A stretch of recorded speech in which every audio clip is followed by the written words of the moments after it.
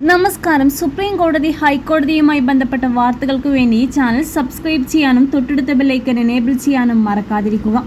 മരിച്ചവരുടെ ബാങ്ക് അക്കൗണ്ടുകളിൽ അവകാശികളില്ലാതെ കിടക്കുന്ന കോടിക്കണക്കിന് രൂപയുടെ വിവരങ്ങൾ അവരുടെ നിയമപരമായ അവകാശികൾക്ക് വെളിപ്പെടുത്താൻ കഴിയാത്തത് എന്തുകൊണ്ടാണെന്ന് സുപ്രീം കോടതി.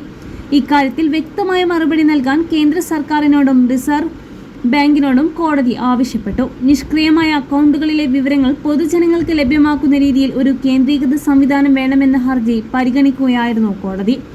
ജസ്റ്റിസുമാരായ വിക്രംനാഥ്, സന്ദീപ് മേത്ത എന്നിവരടങ്ങിയ ബെഞ്ചാണ് ഹർജി പരിഗണിച്ചത്. വിവരങ്ങൾ വെളിപ്പെടുത്തുന്നത് നയപരമായ കാര്യമാണെന്ന സർക്കാർ വാദം കോടതി തള്ളി. ഒരാൾക്ക് വിവിധ ബാങ്കുകളിൽ അക്കൗണ്ടുകൾ ഉണ്ടെന്ന് കരുതുക. അയാൾ മരിക്കുകയാണെങ്കിൽ KYC നടപടികൾ പൂർത്തിയാക്കാത്ത സാഹചര്യത്തിൽ അവകാശികൾക്ക് ഈ വിവരങ്ങൾ എങ്ങനെ ലഭിക്കുമെന്ന് കോടതി ചോദിച്ചു. ഇത് നയപരമായ ചോദ്യമല്ലെന്നും നിയമപരമായ അവകാശികൾക്ക് വിവരങ്ങൾ നൽകുന്നതിൽ എന്താണ് തെറ്റെന്നും കോടതി നിരീക്ഷിച്ചു. ഇക്കാര്യത്തിൽ സർക്കാർ വ്യക്തമായ ഒരു നയം കൊണ്ടുവരണമെന്നും ബെഞ്ച് നിർദ്ദേശിച്ചു. പ്രമുഖ മാധ്യമപ്രവർത്തക സുജേത ദലാൽ സമർപ്പിച്ച ഹർജിയിലാണ് കോടതി ഇടപെടൽ.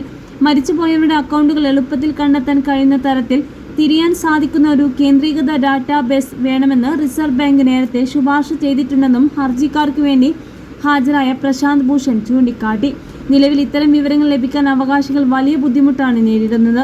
അവകാശികളല്ലാത്ത നിക്ഷേപങ്ങൾ കൈകാര്യം ചെയ്യുന്നതിനായി 2014 reserve bank deposit education and awareness fund സ്ഥാപിച്ചിട്ടുണ്ട്. വാണിജ്യ സഹകരണ ബാങ്കുകളിൽ 10 വർഷങ്ങളിലേറെയായി അവകാശികളില്ലാതെ കിടക്കുന്ന തുക ഈ ഫണ്ടിലേക്കാണ് മാറ്റുന്നത്. യഥാർത്ഥ അവകാശികൾ രേഖകളുമായി എത്തിയാൽ ഈ ഫണ്ടിൽ നിന്ന് തുക തിരികെ നൽകുമെന്നും കേന്ദ്രത്തിന് വേണ്ടി ഹാജരായ additional solicitor general N. Venkataraman കോടതിയെ അറിയിച്ചു.